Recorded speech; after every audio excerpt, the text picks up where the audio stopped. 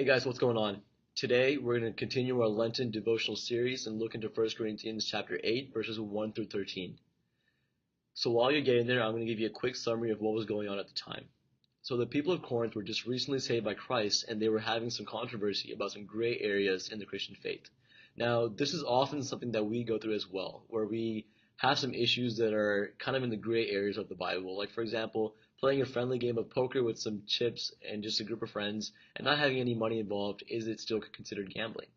So some people were arguing that the meat that had been sacrificed to an idol could possess humans with demons if they were to eat it. So keep in mind that they were just recently saved and they didn't want anything to do with idols at this time. So let's see what Paul had to say about this. So in the first few verses, Paul does a great job comparing knowledge versus love. So Paul says, knowledge puffs up while love builds up.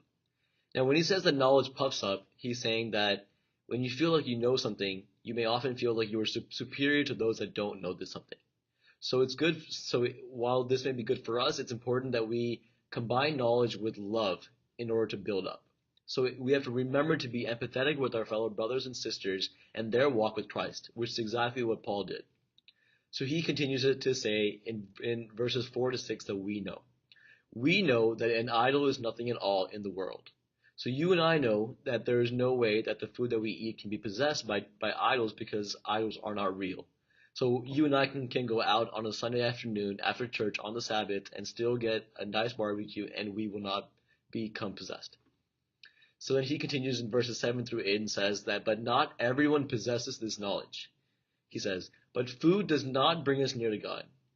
We are no worse if we do not eat, and no better if we do. Now, I really like how he words this because even though he knows the answer, he still chooses to become very empathetic and words it in a way that doesn't really put them down. So Paul doesn't ridicule them for having these confusions or lack of knowledge per se.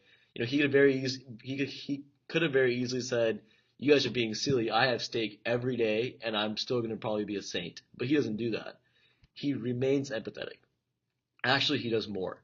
Verses 9 through 13 says, be careful, however, that the exercise of your rights does not become a stumbling block to the weak. The knowledge of right from wrong varies from everyone.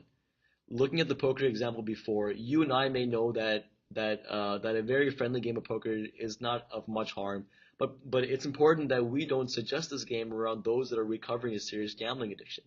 So that's exactly what Paul did. He said, therefore, if what I eat causes my brother or sister to fall into sin, I will never eat meat again, so that I will not cause them to fall.